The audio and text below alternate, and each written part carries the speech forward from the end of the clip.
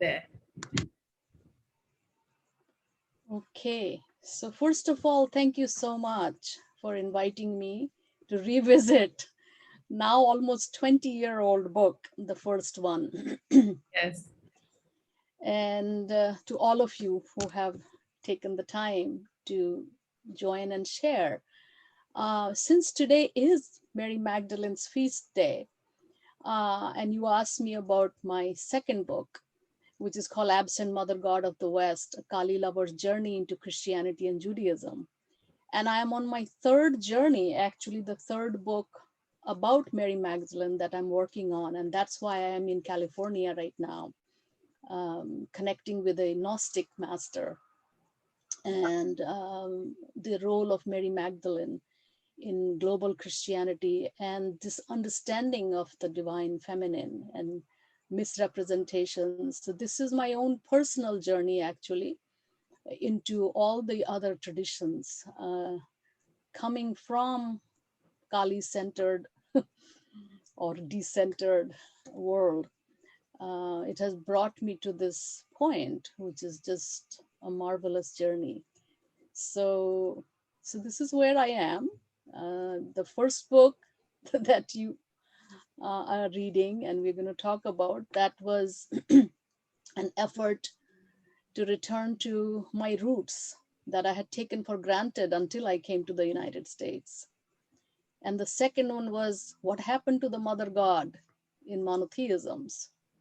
And I discovered an incredible treasure. And from there, now I have branched into basically Western mysticism, esoteric traditions that are very much there and very much alive and absolutely marvelous. But I'm a pilgrim on this world of the Great Mother. Wow. So you really, walking the whole way, into all kinds of mystical traditions in search of the feminine. And Right. thanks to your deep journey and your along with you being an academician and a scholar, then when you write about it, we too come to know about it. So your personal journey is benefiting us all. And today here we are. And in your books, yours is a very gynocentric worldview that you bring in, and you speak about the mother principle. And this is something which is so needed in the world today.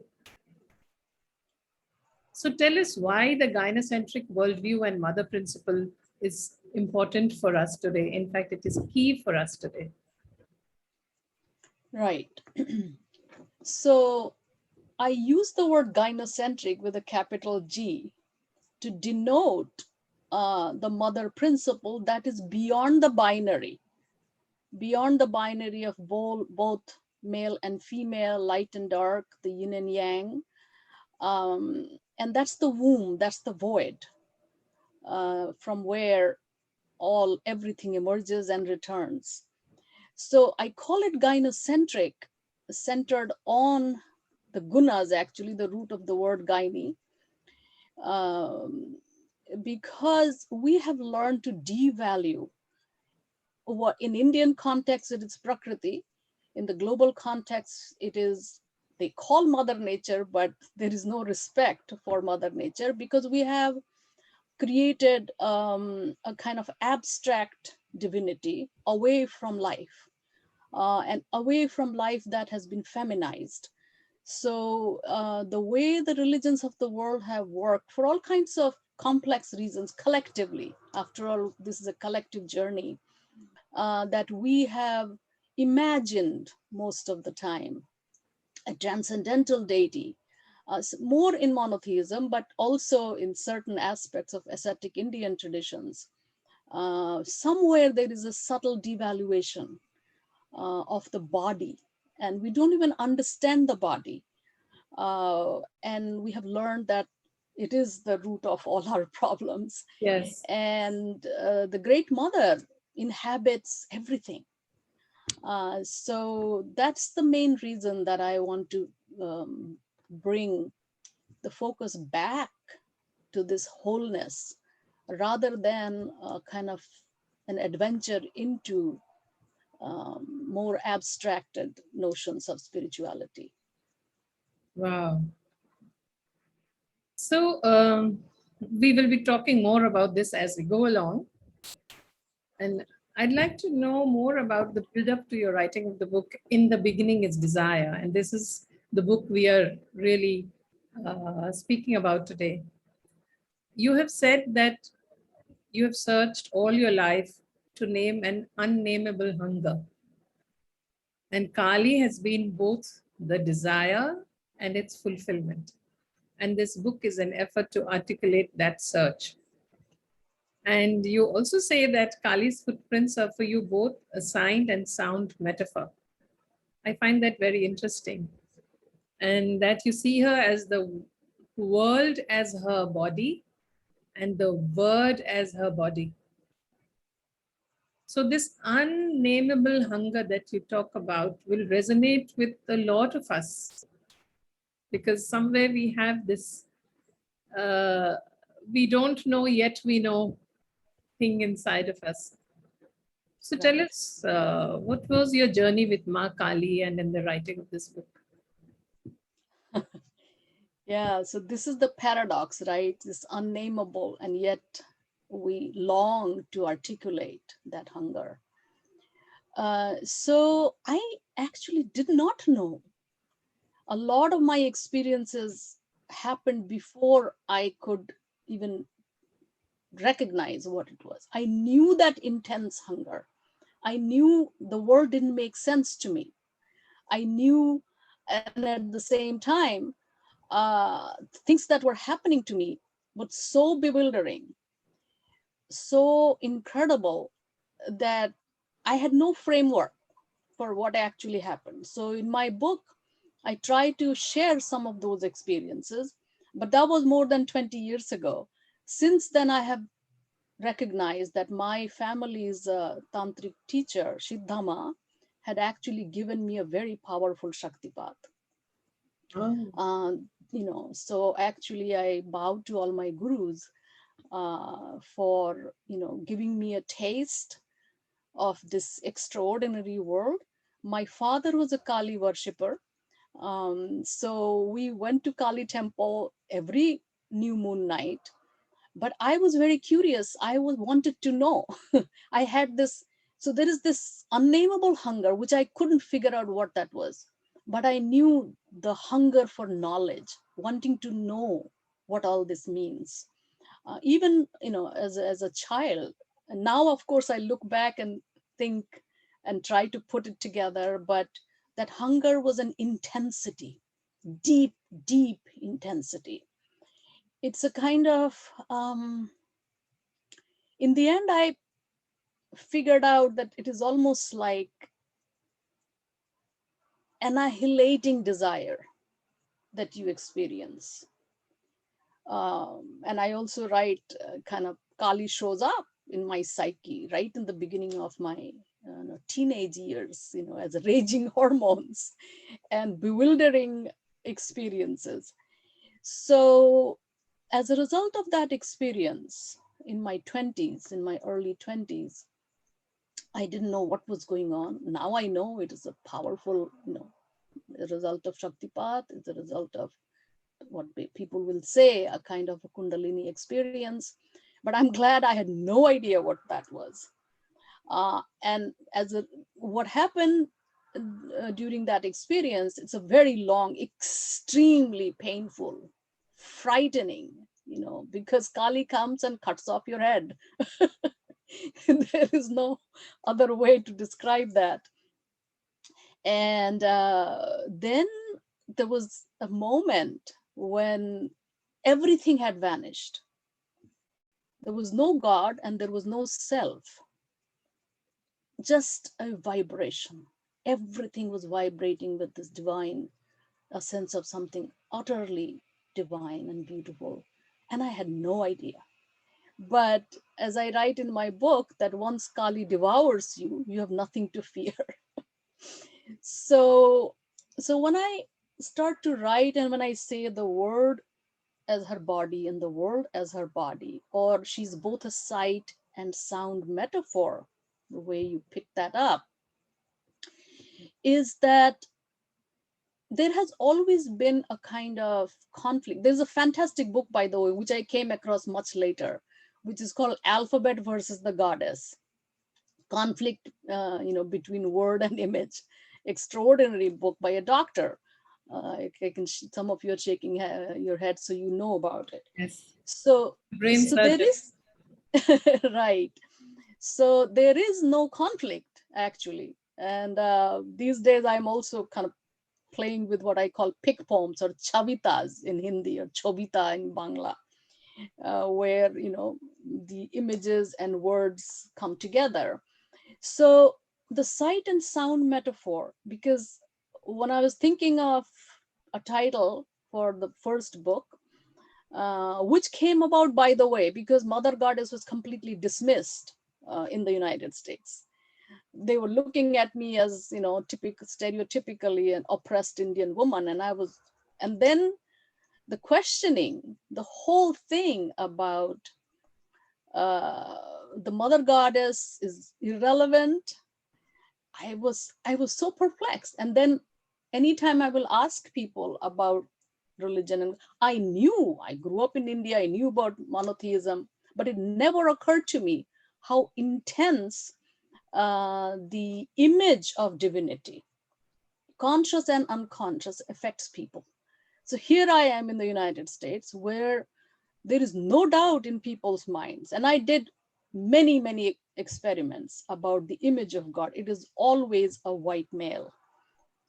Um, and then I began to wonder, what is the impact? And then in my psyche, I have this black female, right? So in the societal hierarchy, the black female is at the bottom of the ladder, right? And white male is the top of the ladder. And here I am. What does that mean? So I began to question, wonder. And since I was thrown back, I thought I was walking into a classroom, an English professor teaching this, but people were looking at me, racialized and gendered identity, which I wasn't aware of of course, in India. Different things happened in India. And it was a very personal and private journey that I didn't even know I was on. So that's how the first book came about. And in the very process, I could both hear her, anklets, that's the Kali's footprints, her Nupur clad feet. It's just incredible that why is it both a sound and sight? Because they're sensual. They are something that we can hear, something that we can see. I also used to say I couldn't love a God that I couldn't touch. And religions are constructed against all sensory experience. I understand the problem with surface aspect, but the deepest sense of our being in the universe, especially the world of the mother, it actually comes through touch, the mother's touch, the most nourishing and comforting touch. So that was and the word, of course, is Vak, Saraswati. In the world, this is where I think I try to align myself with a kind of language which is connected with probably the sound that we are, the even though the words limit us, but that's the only way that we communicate. So that's why I call her that she's both. At that point, that was almost 20 years ago, when I was trying to put that together. Yeah, and I think in your life, Kali and Saraswati come together so beautifully. You being an academician and scholar and an author of books and a teacher, and also this having this raging fire inside of Kali all the time. And once she is in your life, you can't forget her or ignore her. She's right front and center of your life always. So, and you had your education in India, is it? Right, right. So I'm very curious about the cover of the book. In the beginning, it's desire. There's this throne, and there's that light which is there, and there's nobody on the throne. So please tell us what that symbolizes. Right. So I cannot take any credit for that. The funny thing is that the book got written. I don't even know how the book got written. But one of my friends suggested, see, I didn't know about this particular image, which is an actual sculpture. And I saw that in one of my friend Madhu Khanna, who's a very well-known tantric scholar, one of her books, and a friend suggested, so that makes perfect sense, because see, so I call Kali pregnant nothingness, right? Which in the tantric language, both Buddhist and Shakta will be called, shunyata. So here is this throne. This is an actual bronze, this, which has hands and everything, but there is nothing there, right? It is the light. So you can call it the clear light of the womb, emerging out of the womb, but there is no image. You put whatever image you want to put there. So I think this pregnant nothing, by the way, the words just show up in my psyche. I remember sitting at a conference and suddenly the word pregnant nothingness showed up. So the opposites coexist there, right? So here in this and the people who designed it at India Log somehow found someone who understood a little bit about what I was trying to say, and they found this blue cover and got the permission to use this particular image. So I also wanted to communicate that Kali doesn't belong to any religion. Kali doesn't belong to any, gender. And so this particular, frame, we still have to frame her. I think you know, the image kind of serves that purpose. Yeah, it's so true that you call her pregnant nothingness, which is such a paradoxical word. And the minute you try to define Kali, she is immediately also the opposite of it. Right. So, is she the ultimate paradox, both time and timelessness? So Male and since I wrote, female. yes, again, I'm very grateful to all my teachers. My Vajra Guru gave me so much. Now I have a little bit more understanding of the tradition out of which this Kali. So the word Kali, as many of you know, comes connected with Kala, but she has devoured Kala. She has eaten time.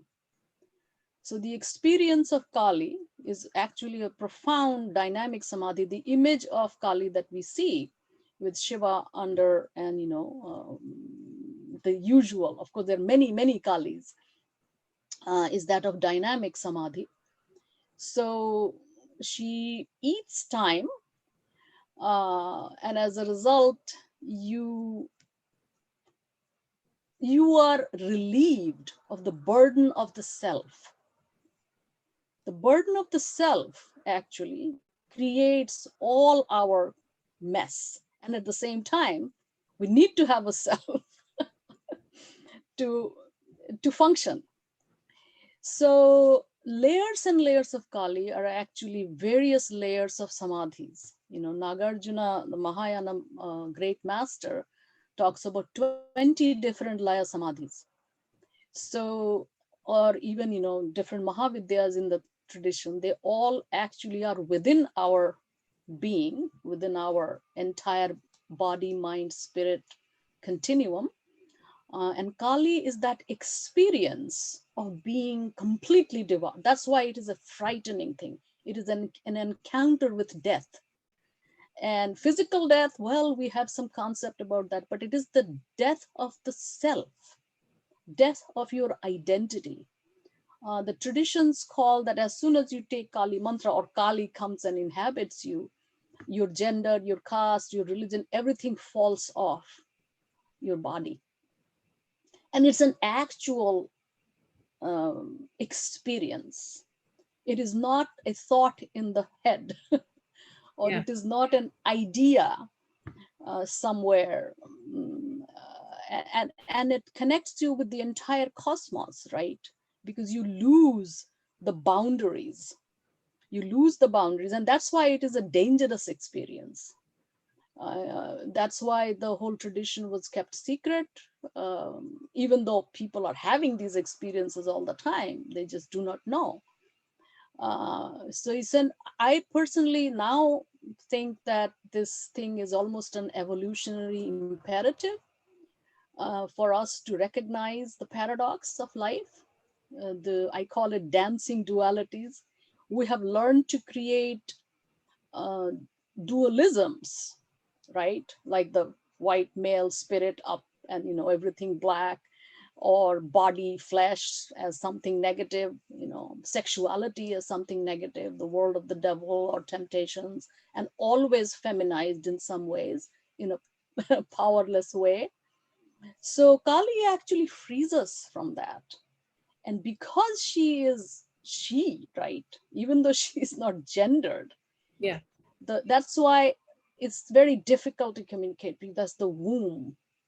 That's from where the entire universe emerges and returns. So an experience with her at any level is actually our entry into the magic of life. Wow. Go on listening. So, so the book is called "In the Beginning is Desire," and Mm-hmm, that desire is the cause of the cosmos. mm-hmm. So, could you take us through the story of creation? All cultures are fascinated by how creation began, and they all have their theory about it. Right, The idea of Genesis that is visualized by a particular culture influences its concepts of life. right. So, what is your understanding of creation and the centrality of desire, and how do you see Kali's footprints in it? Right. So again, after all, it's a mystery. Only the great masters have real access to, and even they never will kind of try to fossilize it, right?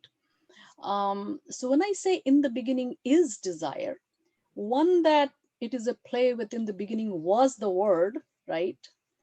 So it is. That means it isn't something that happened in the past.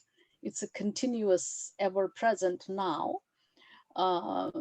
So, and somehow, even though the title again showed up in my psyche at one point, I found in the Vedic hymn, Nasadiya, probably the most fascinating of the Vedic hymns. Kamasta dagre, that's the Sanskrit word. In the beginning is kama, in the beginning is desire. So, what is this desire? It is this foundational vibration. It is this.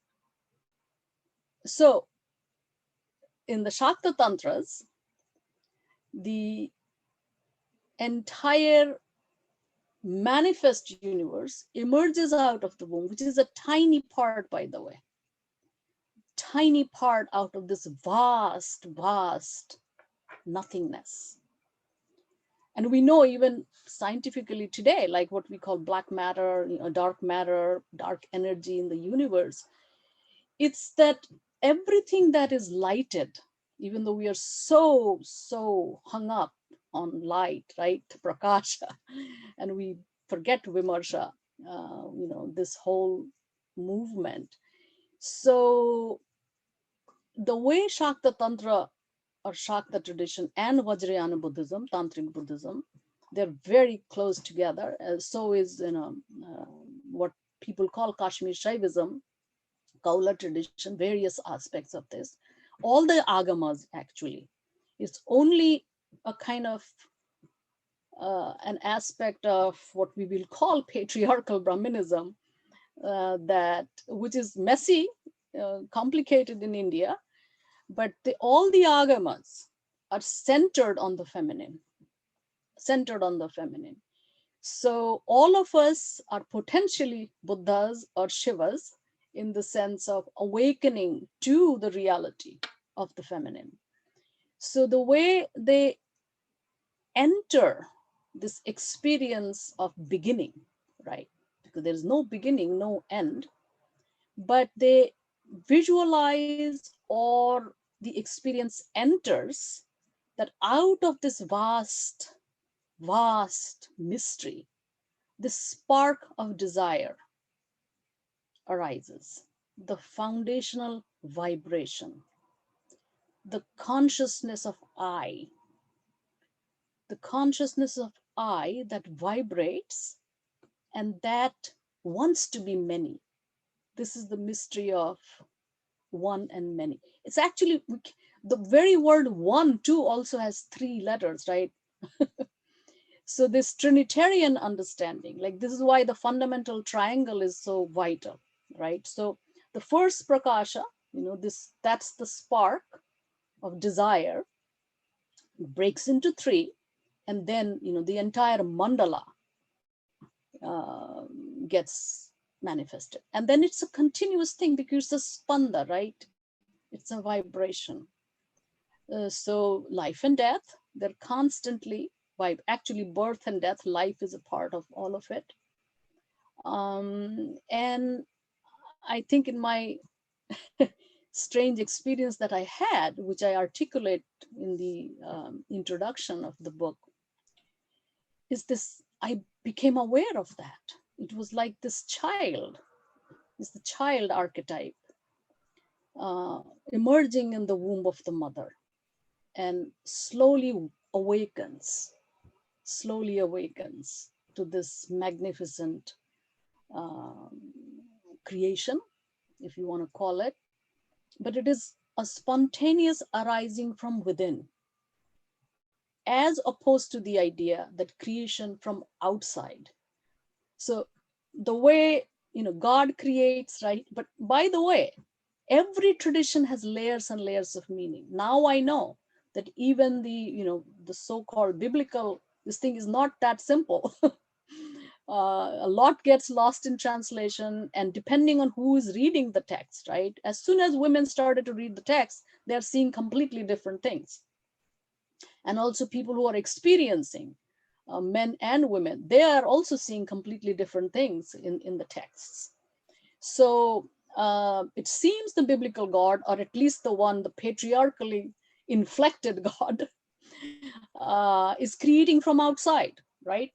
A transcendental deity is somewhere else who is creating the world. And also, well, it's the male God, right? It's the male imaginary in a way, who creates outside, right? Beautiful art created, fabulously. So it's like creation of something artistic, a potter creating a pot, right? Outside. And then not happy, well, then throw it away, right? Start again. You see that idea. But if you are giving birth, right? It's emerging out of your own body. You're not going to throw that away, right? So anyway, depending on how we try to figure out this, it's a mystery. That's why this particular verse that I have used, Nasadiya Sukta, which begins, with this extreme, it tries to take us before creation. There were neither existence nor non-existence. It's like a crazy thing because it is trying to get you out of your mental constructs. You have to meditate upon it. And the sukta ends, it's so wonderful. It does not close the story, does not say this is how creation began. Actually says even that high God does not know where it came from. So gods come after creation, right? So all the gods are arising after. Then what was before creation? So it's kind of like always into that deep mystery. But at the same time, all knowledge ends in the womb of the mother.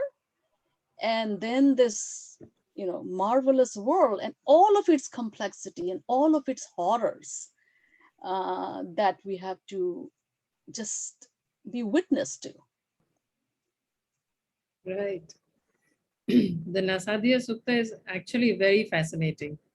It's like, it still puzzles scholars after all these thousands of years, that what are they really saying? That there was neither existence nor non-existence.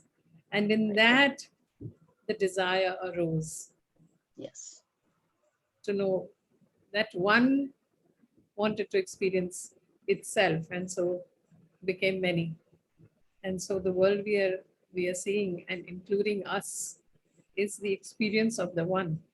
So in a way, we are the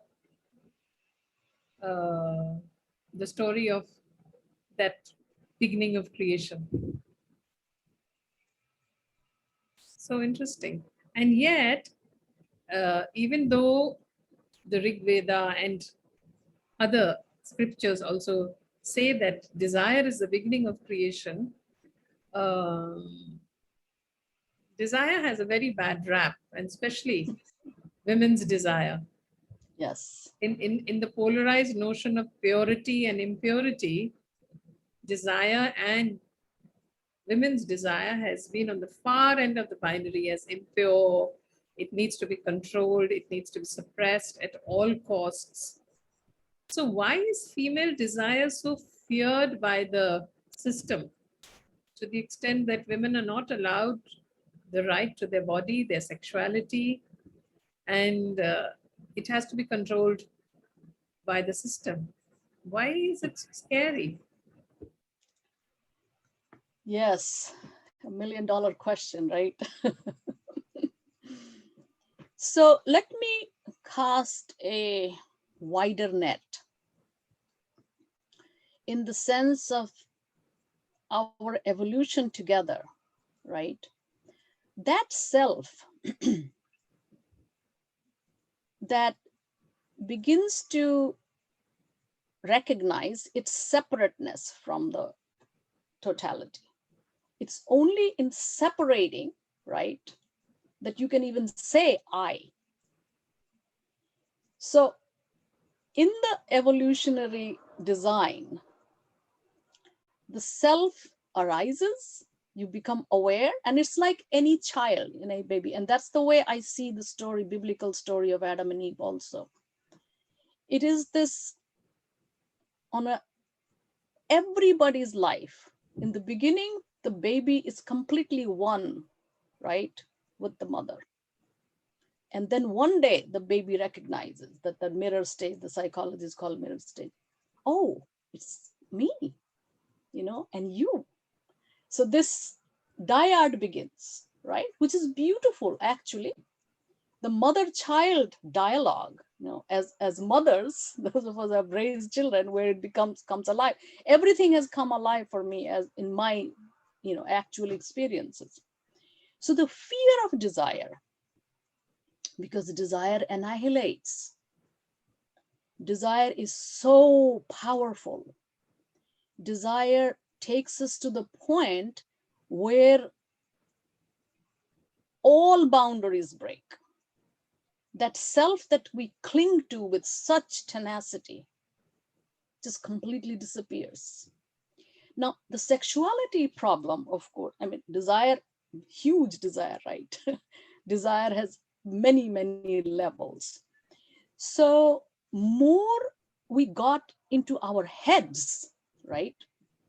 More we got into our heads, our amazing intellect, this thing we call mind. In the Indian context, of course, we have many other words, right? Mind is this all-encompassing thing. More and more we got into our heads. More and more we got into this abstracted notion away from the body. And that has a history. In my second book, Absent Mother God of the West, you could see the struggle against the mother principle. It's this effort. By the way, even though we call it patriarchy, women can be patriarchal too. Women can be terribly afraid of their own bodies. And the structures of society also makes them afraid of their own power. So Shakti, the notion of Shakti, which the Indian tradition very well, knows and understands, but Shakti has to be wedded to Shiva, and Shiva and Shakti are present in both men and women, right? Shiva is this Chaitanya, pure consciousness, which is not different from Shakti, energy, the vibrating principle. And that creates the stability. But the problem is power structures unconsciously, right, need to create this control mechanism. So there is a difference between restraint, right, which is a natural ethical restraint on some sort of crazy power, because power can create huge amount of mess, and Shakti can be appropriated, right? Shakti, when wedded to Shiva, then there is wisdom or pragya paramita, this divine mother, where there is no contradiction, and I think the Buddhist tantras and Shakta tantras do an amazing job in that. And they knew that the root to wholeness is actually sexuality. But controlling female sexuality is vital for constructing a patriarchal structure. So women's natural boundaries, right? Their natural boundaries is one thing, and this control in the sense. So there is, again, see, a paradox, right? So devaluation of the body that has arisen out of that journey into the head. That's why all great traditions get you out of your head into your body, into the sensations, into the vibration of the body, where this divine desire to create arises. So in my book, the entire book is about female desire, and Kali as Kamakhya. That's where that aspect of Kali is articulated in this book. And every text that I have picked, the centrality of the female desire, because through that desire that we actually awaken to the self. Otherwise we remain unconscious, and which is fine if it works. But without coming to consciousness, we harm ourselves, we harm each other, we remain in perpetual conflict with in my classes, I say we become schizophrenic, right? We hate our bodies, we create crazy notions of a body. I mean, late capitalism is buying and selling. Women themselves have completely identified as objects, right?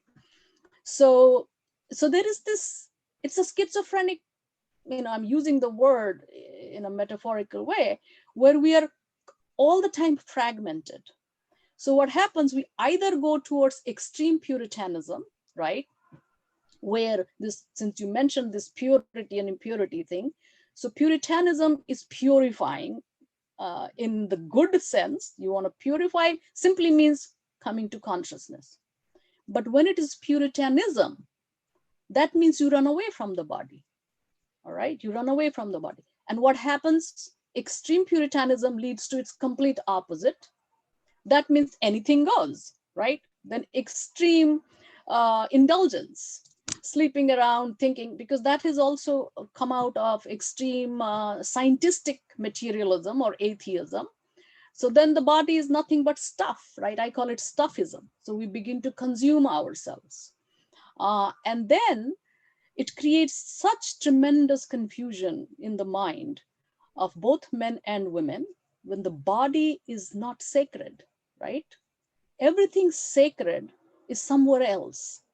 This is what I call a kind of, transcendentalizing adventure.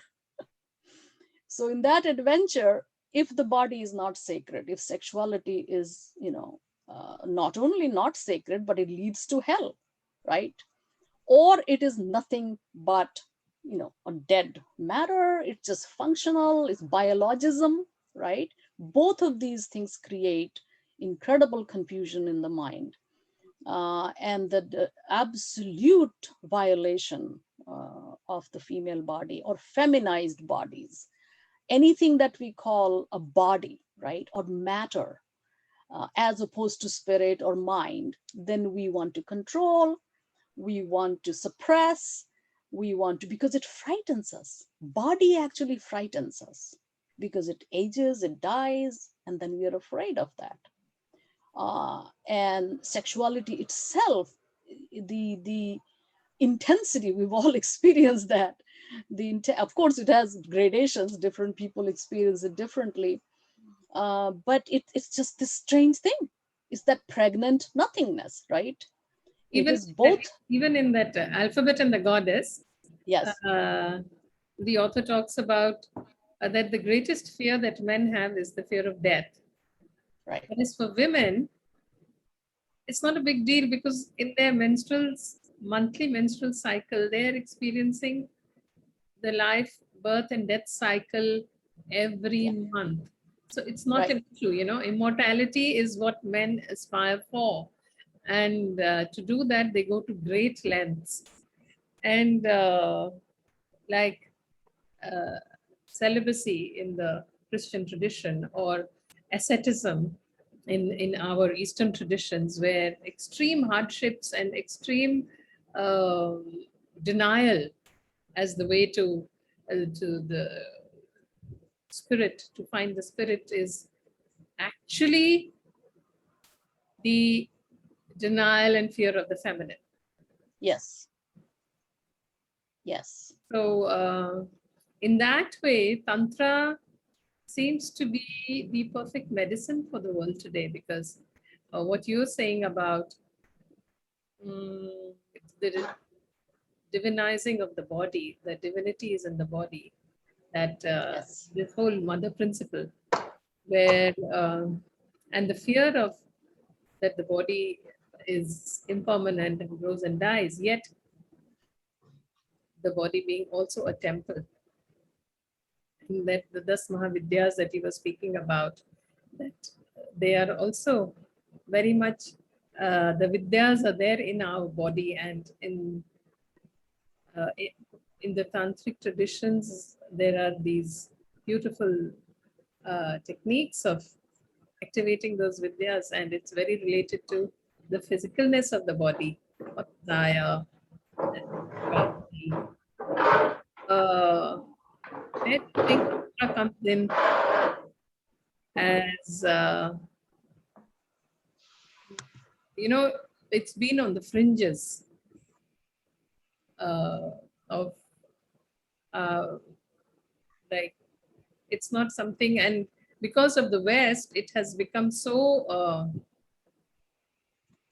distorted, so terribly distorted and feared, or it, the minute somebody says Tantra, you think of all about sex. So, and even in your book, you talk about in the westernization of Tantra, which has been labeled as software of love, that can be downloaded from internet sites such as the Church of Tantra and the Multi-Orgasmic Man. So when it is removed from its cultural context, whether it is Tantra or it is Ma Kali, then it gets usurped by capital and every mode of knowledge, and then it gets co-opted, distorted, appropriated. And we see that happening in the West, whether it is Ma Kali or it is Tantra, the way it has been distorted and appropriated and taken out of context. So, how important do you think is cultural context from where Kali comes to really know her and to worship her? actually, when I wrote that first book more than almost 20 years ago now, I was shocked shocked to see what was going on in the name of Tantra. But think about it. The word Tantra in India mostly means black magic. In India, it's as much feared until recently. And in the West, it means sex, right?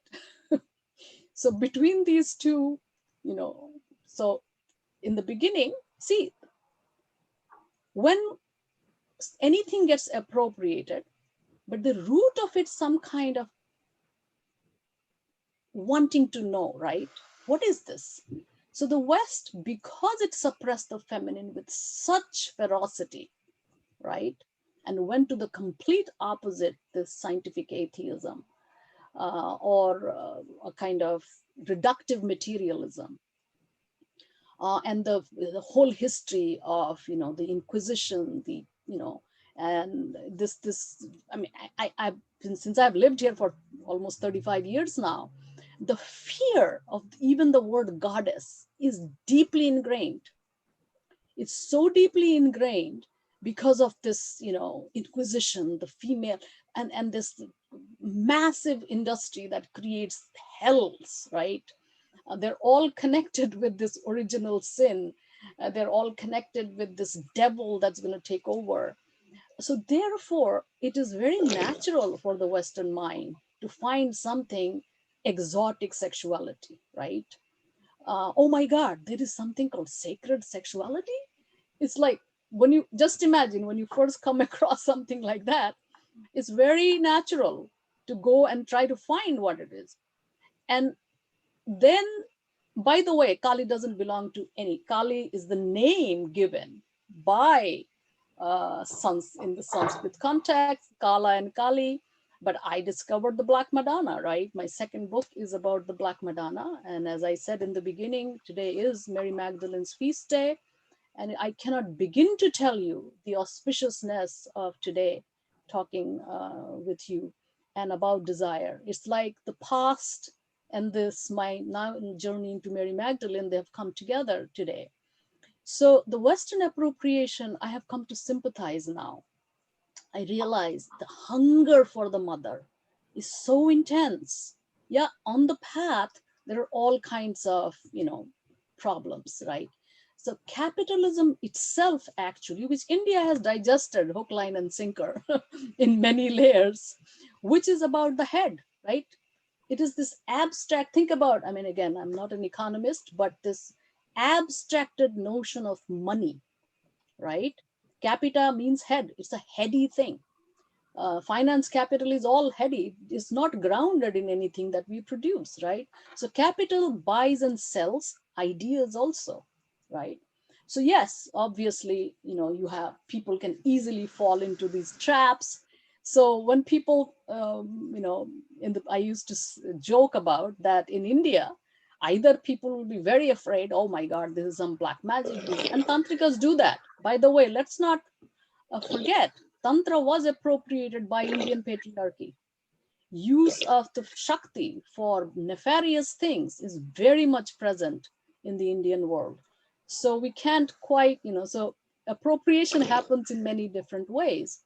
But yes, understanding the cultural context is important, because then we realize what this culture has actually created. Tantra is India's highest achievement. As a technology, as an inner technology, as a road to wholeness, it is the most sublime, but it destroys patriarchal Brahmanism completely. It destroys caste structure. It destroys, the suppression of the feminine. Vedic Brahmanism does not like Tantra at all, right? So, now I see that genuine seekers, doesn't matter where they come from, they will find this. And every tradition has discovered some, because it's in the body, right? People will experience it. And then they're bewildered. Not just that, all kinds of mental illnesses, which they think is a mental illness, is actually the stirring of something else that is happening. So Yes, Tantra is bought and sold in the marketplace. And then you always face the consequences. Remember, there is this understanding in this whole tradition that whenever you are misusing these, the results will come, because that's the nature of, what we will call a kind of karmic, uh, cycle. And people learn. We all make mistakes, but I have met such wonderful people. And thanks to the Dalai Lama on the world stage, Vajrayana Tantric Buddhism is practiced in intense ways. Of course, we forget that it comes from the Indic Vajrayana tradition, and Tibetan Buddhism is one aspect of that. But in India, we have forgotten, and it has changed names. It's there. It has changed names, but uh, it is very easy to fall into the trap of something called sacred sexuality. In Right. India, traditionally, if you use the word tantra, they will say, go sit for a few nights in the cremation ground. That will immediately take you out of the Show you all. exotics. Yes. There's another question which I really want to ask you. Is about, you speak about it in your book as well, about Stri Dharma and a woman's Swadharma, and the Right. tension between the two. So while there is a lot of talk in our scriptures, etc., about what is Stri Dharma, that is a woman's dharma, Right. uh, and what about her Swadharma? Right. Absolutely. So the word stri, right? Three, there are three in the word. Swa and three, right? Stri. The Stri Dharma, in the sense of her duties to the patriarchal system, is emphasized because if you do not confine her within that structure, the the mentally imposed hierarchical structure will fall apart. What I mean by that, India actually has done something very curious. There are powerful female masters. There are amazing freedoms for people who go out, and they're all difficult. Nobody goes into that path and comes unscathed, because it's a deadly dangerous path, awakening to the fullness of being. So Stri Dharma actually gives people a structure if they want to stay within that structure. And also this tradition has given many different models. Lakshmi, right? You can remain within the model of Lakshmi. But as soon as you go deeper into Lakshmi, Mahalakshmi arises. The Tantric Mahalakshmi is very different from the patriarchally appropriated Lakshmi. So Swadharma is coming to the self, right? Swa, who am I?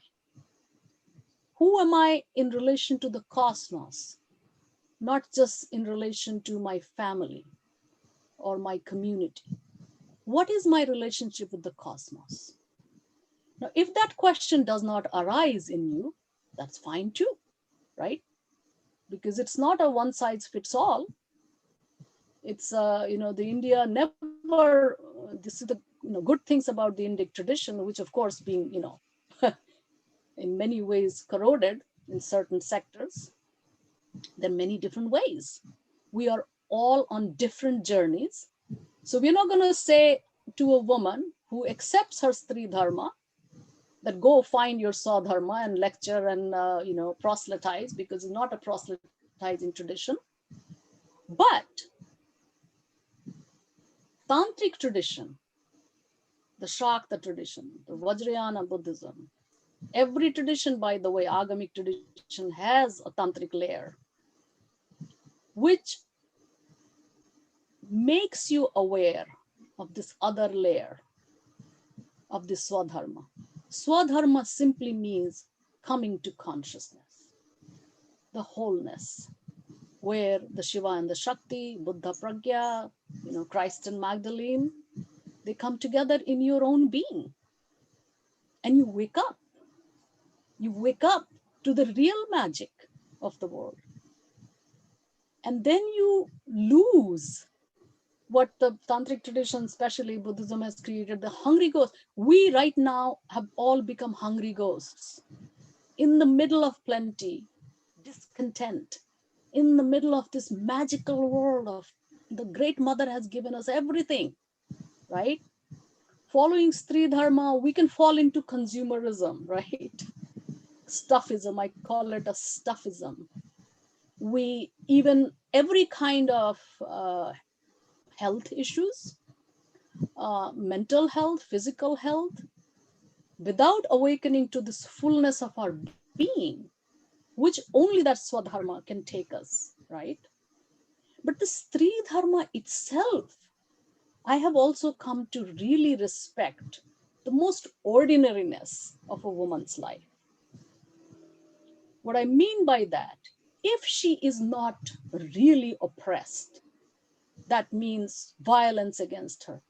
So many women want to have a family, raise children, live peacefully within, they're not, and that's something, again, I don't want to sound like patronizing here, because I know the goal of Tantra is actually Sahaja, become the most ordinary, the simplest, the most ordinary.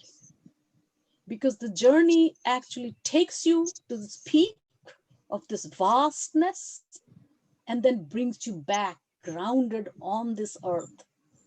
So for me at this point, there is no conflict between Stri Dharma and Swadharma. But awakening to it is something that happens to some of us. We're thrown out of the comfort zones. But then you don't go out and, knocking everybody with, hey, but at the same time, you want to share this, right? You want to talk that there is much more to life if it calls you. I could go on listening, but believe it or not, we are at the 1 hour mark. I don't know where the time went. It's not fair. She ate it.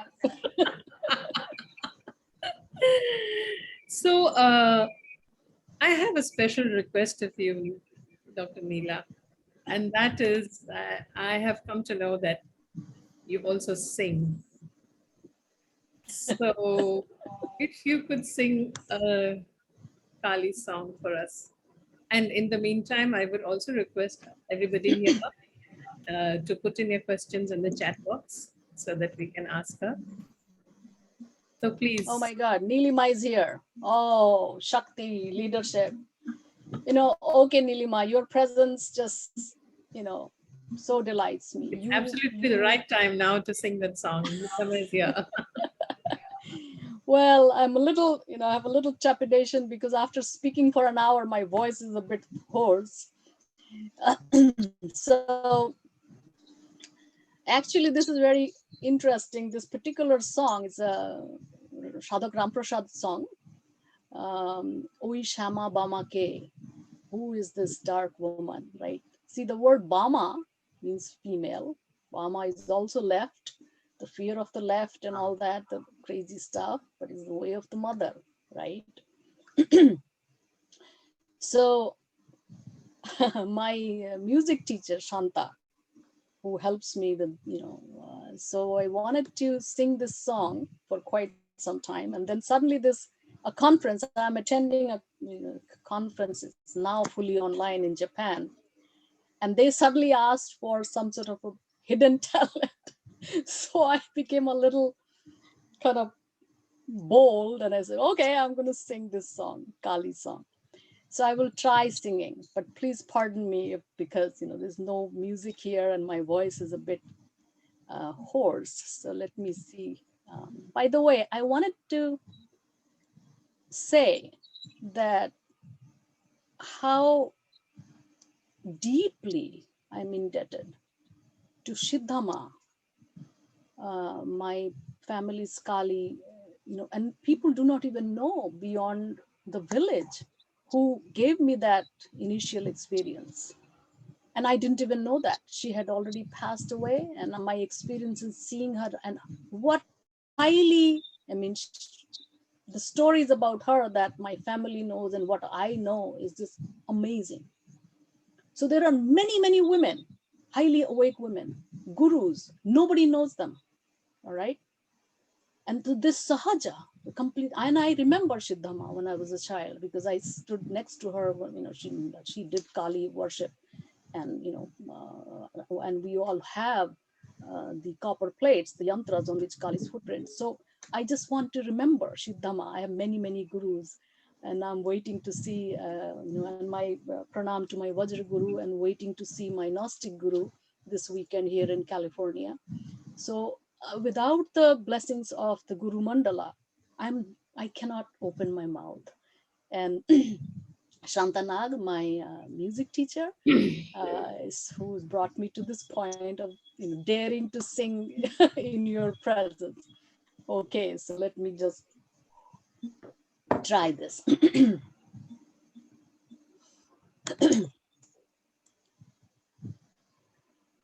ওই শ্যামা বামাকে তনু দলিতাঞ্জন শরদ সুধা কর মণ্ডল বদনী রে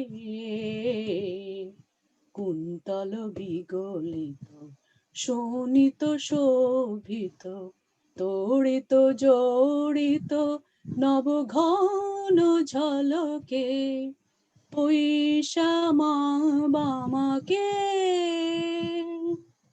বিপরীত একই কাজ লাজ ছেড়েছে দূরে ওই রথরথী গজ বাজে বয়ানে পুরে বিপরীত একই কাজ লাজ ছেড়েছে দূরে ওই রথরথী গজ বাজে বয়ানে পুরে মমদল প্রবল সকল হত বল মমদল প্রবল সকল হত বল চঞ্চল বিকল হৃদয় চমকে ওই শ্যামা বামাকে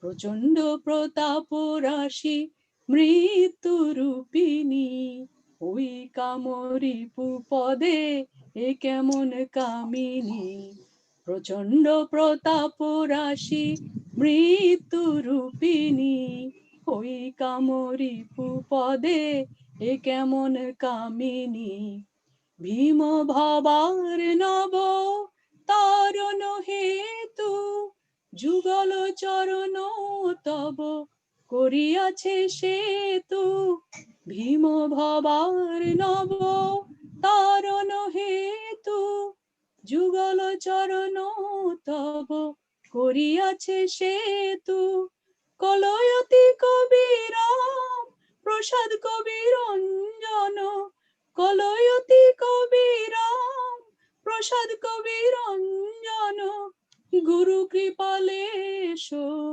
জননী কালীকে ওই শ্যামা বামাকে তনু দলিতাঞ্জন শরদ সুধা কর মণ্ডল বদনী রে কুন্তল বিগলিত শোণিত শোভিত তড়িত জড়িত নবঘন ঝলকে ওই শ্যামা বামাকে।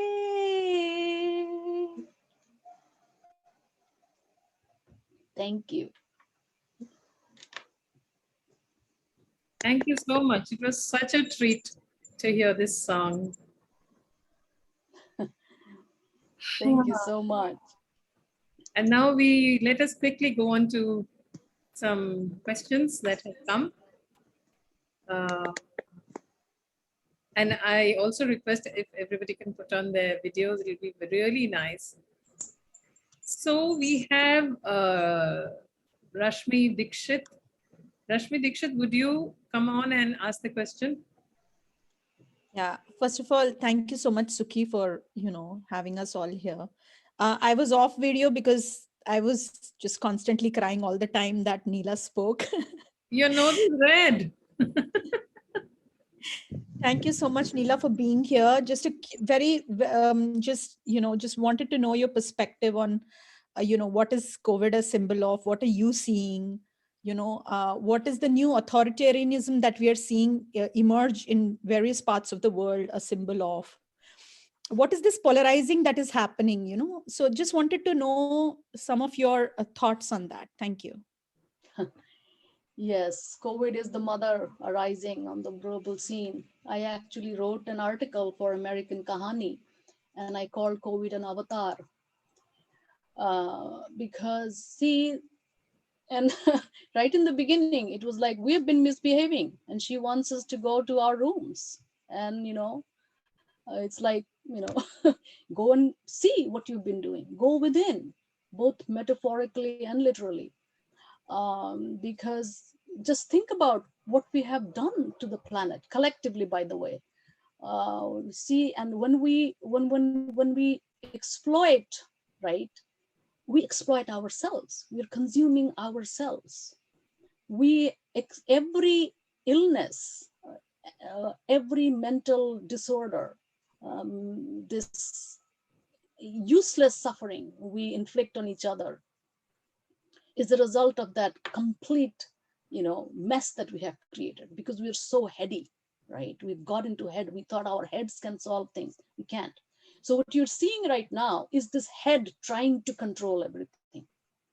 This extreme polarization is that, we can solve everything with this abstracted understanding without grounding ourselves to the reality of our bodies, our fragile bodies. COVID attacks our breathing apparatus, right? Just think, it's nothing terribly metaphorical, it's vitally real. We have forgotten our relationship with the trees. We have forgotten, this is the forgetting of the mother. And the COVID is very real. It is telling us that we need to change course collectively, or we'll self-destruct. So I take this very, very seriously. That does not mean that I'm not aware of tremendous suffering that it has created. Those of us who are privileged, I taught a whole course last semester, through Zoom, and I know so many people who had to be outside, who had to go and I don't know where to begin.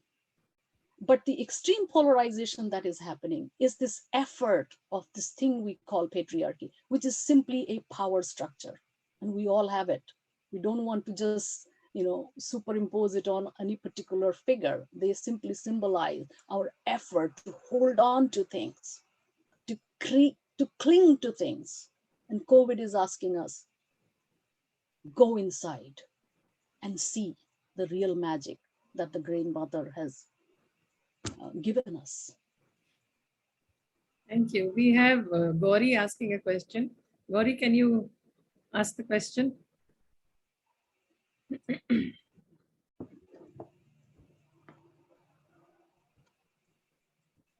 Gauri, are you there?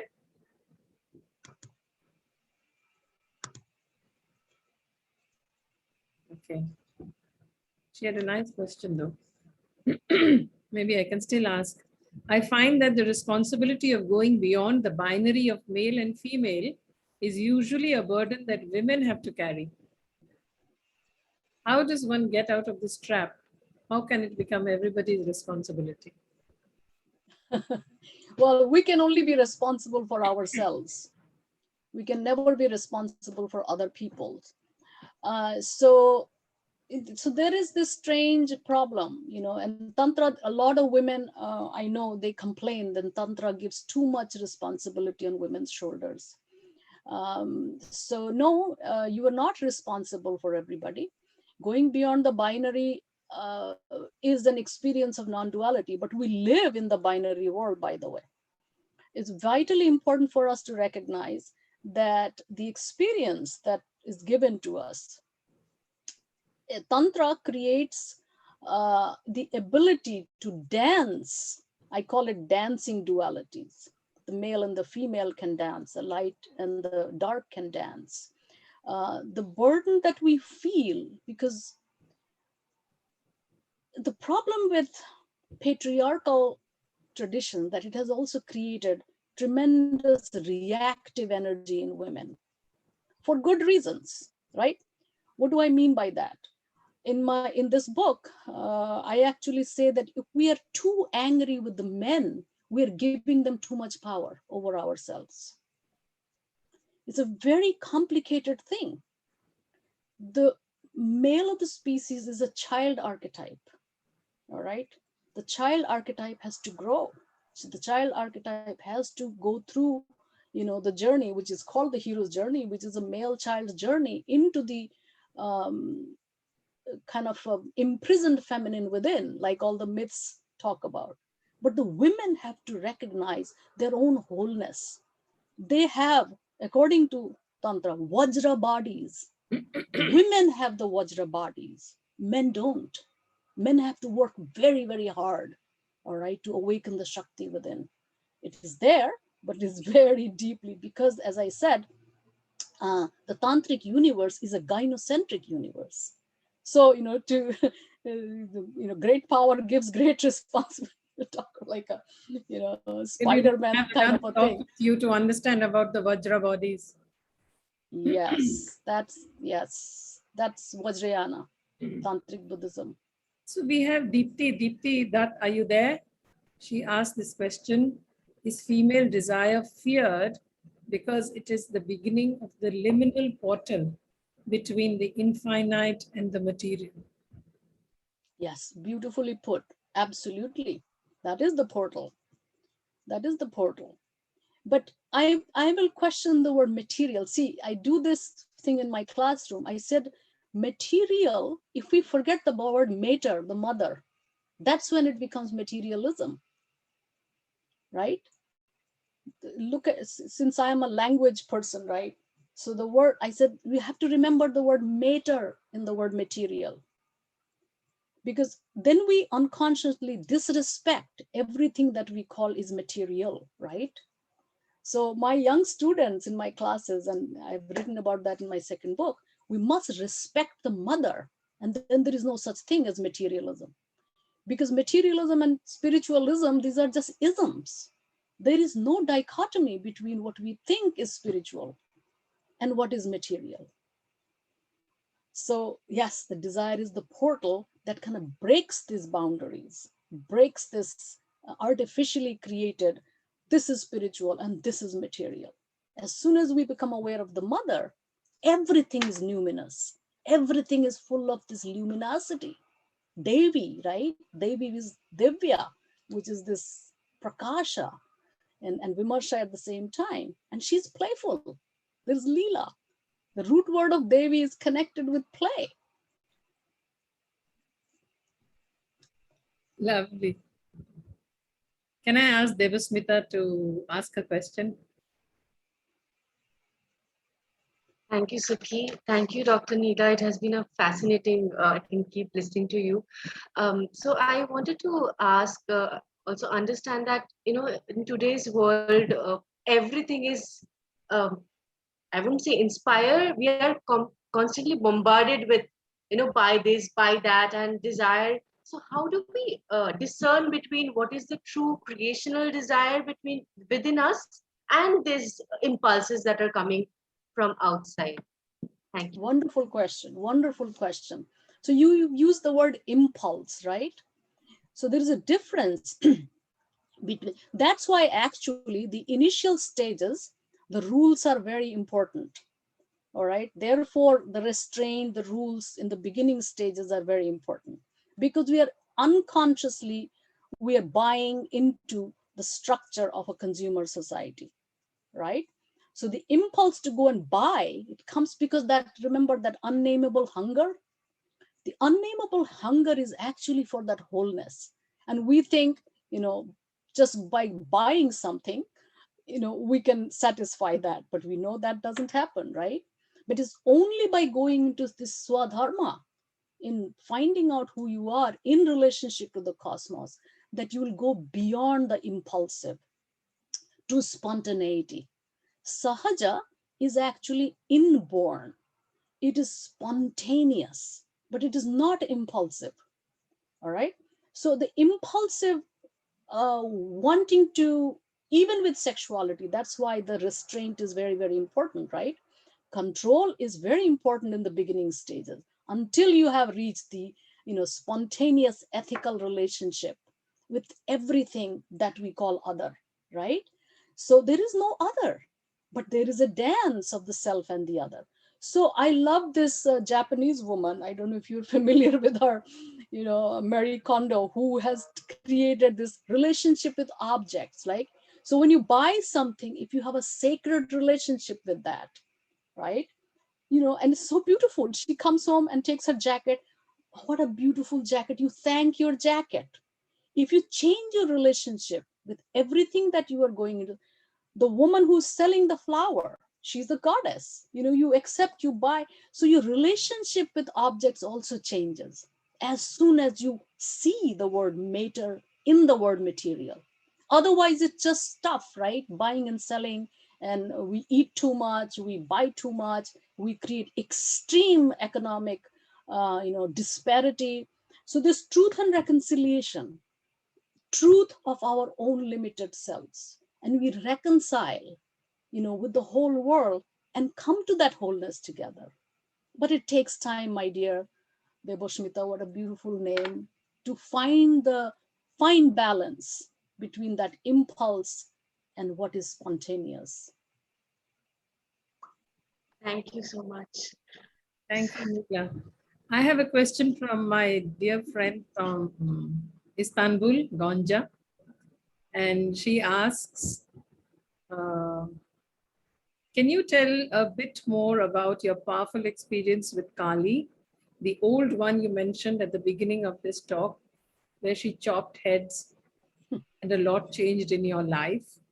Personally, I'm at a point in life where too many heads are being chopped and many things are ending and no sign of anything new beginning. And I feel lost. Right. How do you navigate this? As I said, I'm deeply, deeply grateful to the Guru Mandala here. The experience of this complete destruction of everything, all right, frightening dreams, and that was in my 20s, which I talk about as a result of Siddhama's powerful Shaktipat, which I didn't know at that point what it was. People here in the United States talk about, spiritual emergency. They've used the word, transpersonal psychology uses the words like, spiritual emergency. Because when the heads are being chopped, and you also enter what people call dark night of the soul, every spiritual tradition has it, because you literally fall off an abyss and there is nowhere you can put your foot on, right? You just, so this is where we need this anchoring, right? Dharanis. So the yoga tradition, when it gives you dharanis, right, you have to hold on to it. Like I said that I hold on to the invisible anchal of the mother. My mother tells me, my magical mother, 96 years old, that when I was a child, she's doing all the work and I used to hold on to her anchal, right? So I see Kali as this anchal that I hold on to. So while you're falling into this abyss, you just hold on to Kali. That's the dharani, right? That's our any kind of idam or ishtadevata, whatever your loved one, whatever form that is, just hold on to, and you will swim, right? But you have to let go. Not easy, not easy, but worth the effort. And believe me, this journey is very difficult. I'm not gonna pretend that it's something easy. But then nobody promised something easy either, right? Until that Sahaja stage arises. Yes, true. All strength to you, Ganja, on this journey. I think Sunita Thamani had a question. We are almost at the end of our time, but we can definitely take a question or two quickly. Yes, Sunita, you can come on. Unmute yourself. Can you unmute yourself, Sunita?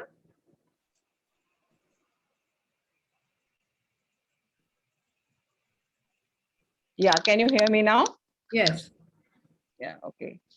So thank you so much, Neela. I mean, your difficult journey, as you call it, and what a beautiful, in a Sahaj way, you have explained everything. I am absolutely floored. So my question is that, we talked about Stri Dharma and we talked about Swadharma. So Stri Dharma, we know, in the patriarchal system, what it is. And the Swadharma is finding your own self, the spirituality part. But my question relates to the Lokik Dharma, the Varnashram Dharma that is there which is Bhagavad Gita also talks about it. And, the Brahman and the Kshatriya and the Vaishya and the Shudra. Now, a woman who has been there in the patriarchal system is wanting to come out and follow her Lokik Swadharma, which could be anything in the world. Now, again, it may be arising out of her desires of this life or past lifetimes, whatever it could be. But if she does not fulfill that, she remains unfulfilled. And then, it becomes difficult for her to go onto her spiritual journey, because until and unless you have crossed all the levels, it becomes difficult to go to the final end. This is what my experience has been. Thank you. If you could throw some light on that. See, the spiritual is not separate. This is what I'm trying very hard to. So aware journey into anything. This is the 21st century. Women can do whatever their heart desires, but don't forget, it is a difficult journey, right? So the whole caste structure and all these things, they're created. By the way, Bhagavad Gita is an agamic text. It has been appropriated by Brahmanism. So the whole other dimension there. There are no such thing. Women are all Shudras, by the way, and which is great, which is absolutely perfect, because we do not have any kind of caste. Okay, we are the great mother. So becoming aware, whatever you're doing.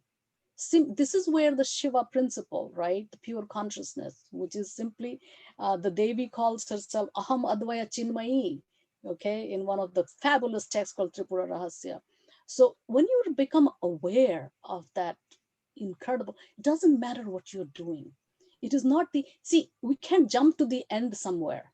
This is where in the beginning is desire, is a perpetual now, right? So whatever it is that you're doing, just practice. Have the dharani, a little bit of practice, simple awareness, simple breathing, becoming aware of the elements, right? All the elements are in us, and go about doing whatever makes you, and without hatred. The problem is that we have, and I can see my friend Kamal putting a question here, which is a very important question. If Kamal wants to speak, Kamal, do you want to speak? Then I can connect with your question here, Sunita, with what she is saying. Yes, absolutely, Neela. Thank you. Okay. You want to ask your question? Why don't you ask your question? Yes. Hi, Neela. Hi. So I wanted to ask you that I see I've been on several social media sites, especially Twitter and Clubhouse, and I see this rage inside Indian young women. And I haven't grown up in India, but I can so relate to that rage, because I've still been part of the Indian patriarchy, even living someplace else. So this rage is just, it rips me apart, to be honest, and I just want to be there for them.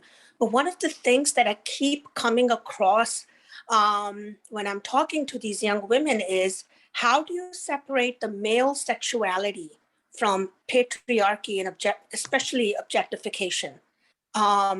That seems to be doing the rounds, and just watching the men and women communicate with each other, sometimes through anger, sometimes through retaliation, other times they're really trying to understand each other. Yes. Yeah, if you can share your thoughts on that with me, please. Yes, yes. Thank you so much. Vital question. Rage is very important. Okay. But after that, it consumes you. Okay. That's why the practice is the only thing. So male sexuality is very different from female sexuality, by the way. This fake feminism, okay, there is an aspect of feminism, is an ism, which we are all equal. Yes, we are all equal, but we are very different. We do not have the same relationship, to our bodies. Our conditioned minds are different, right? So women pretending to be men doesn't help. Okay. Men are completely confused because they're a whole bunch of young people, right? And I've been teaching young people in my classes. Once the roles are shattered, then they're confused, because people, what happens, every culture creates these roles. They say, this is what women do, this is what. So I'm very grateful to feminism, because feminism has opened socioeconomic whole bunch of things, vital, but it has not understood the psycho-spiritual. And it's only now that women are recognizing, that's why this desire to connect with the goddess. So how do we relate to each other without hatred? Or how do we communicate? And believe me, it's a deep, deep, complex thing that I live every day. How do we relate to everybody without hatred? Okay. But for that, we need, this is where purification of our emotions, when our emotion, we recognize the volatile yin energy in us. Rage is water, it's a water element, but you have to calm it down. But without practice, we'll just self-destruct. We hurt each other, we create, and yes, there are times when we have to put our foot down and say no. Women need to learn to say no with full authority, without hatred. But believe me, it's a lifetime of struggle. Thank you.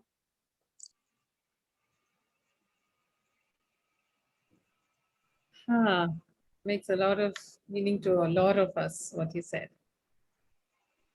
So Vijay Lakshmi Brar had a question, and let me look at the time. Is it okay to take one more question, Neela? Yeah, I have all the time. So go ahead and ask your question, Vijay Lakshmi.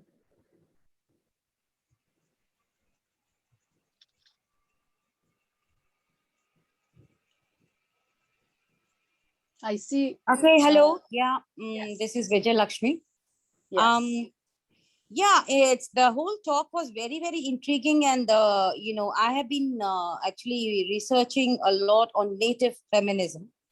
I'm come from the northeast part of India, and here we I also mentioned Kamakhya, which is part of Assam's very strong mythology. My question is that when we say that it is in the field of Tantra, what is the actual etymology of Tantra, and how does it get a value, a statement to it, in the sense that the moment you say Tantra, we go down, way down in the hierarchy of philosophy in this whole present, patriarchal scenario. So I would like to know from you, since you've done so much research, what is this whole etymology of Tantra?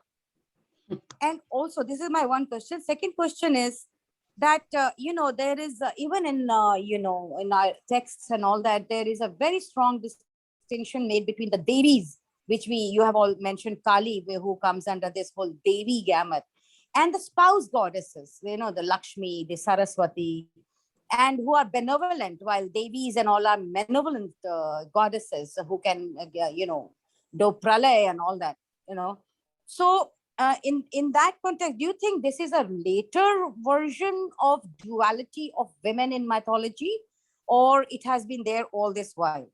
So therefore, does then or it has come through the fact that through this establishment and institution of marriage, that this whole spouse goddess has got a higher elevation and benevolent images than the Devis, So these are some of my questions. Thank you.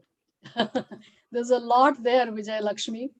So you are Vijay Lakshmi, right? So your name itself kind of captures that. So women desire marriage. Women, let's not forget, it's not that men have see, when we think that men have created the whole thing, then we create a victimhood, right? As if women are some passive victims, and they had nothing to do with this whole structure that this is what I call fake feminism, since you also asked that. And Tantra is also very arrogant. Will say, well, when you want to be equal to men, then you have to come down, right? Because it's gynocentric. You have to come down to be equal. Do you understand what I mean? So in the arrogant way, if you are the great mother, and why are you trying to be equal to your child?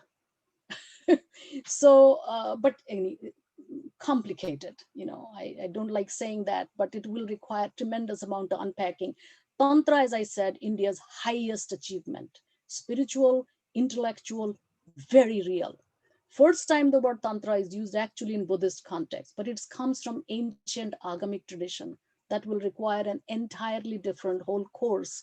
So I cannot go into that. Tantra was suppressed by Indian tradition and many other traditions, various aspects of it, because it shatters the structures of patriarchy. By patriarchy, I mean power structures that want to control everything.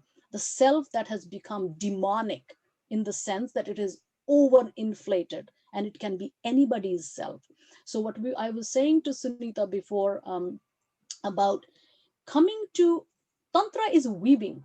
Root word, many different meanings of it.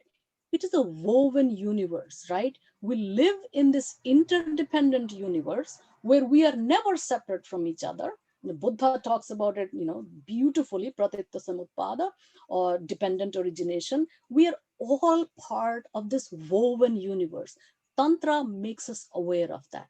Tantra also makes us aware that there is no difference between this entire cosmos and our fragile bodies. The yantras are stamped in our bodies. We just become aware and breathe easy. Okay, so women don't want Tantra because they're afraid of their own power. Okay, men don't want Tantra because it will make them face both sexuality and death in its pure suchness. It's pure tathata.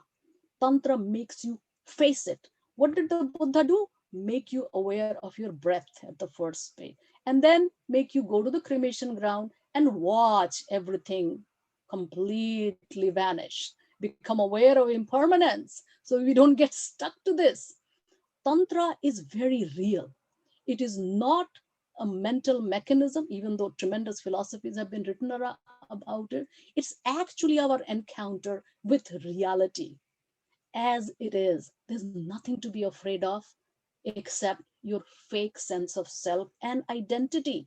Okay, as I said, this is a huge subject and I don't want to mystify things, but just go and read, listen to some talks that fabulous masters speaking on the internet right now. Listen to somebody, even our great Sri M, right? Then Ananta Shri in Lucknow, master speaking from the Buddha field. They're amazing people, amazing women masters. Lama Lina, it's a woman, Vajrayana master. I can keep naming lots and lots of people. And just taste it. Nothing to be afraid of. Wow. Thank you so much, Neela. I think we must, due to compulsions of time, bring this conversation to a conclusion. But the good news is that Neela has a session tomorrow as well as day after. Tomorrow she's talking about gynophobia and how it results in trauma. And day after also she's having a conversation about young women and their relationship with bodies. So there was a question from Gauri Sareen But Gauri, I'm sure this question will be more than adequately answered in the talk that Neela will have day after tomorrow. So I'm not, Is it the same link and the same time? if you go to the Truth and Reconciliation website and see the schedule, it is not the same link and not the same time. Then you will get the details, and it's a separate registration also. Okay. Yes, yes. So tomorrow I'm supposed to be giving roots of gynophobia and forgetting of the mother and its consequences. So yes, I will thank you, Sukhi, for saying that. And I think Nilima has put the thing. And then Shaku has invited me to talk with young women about this fear, constant fear.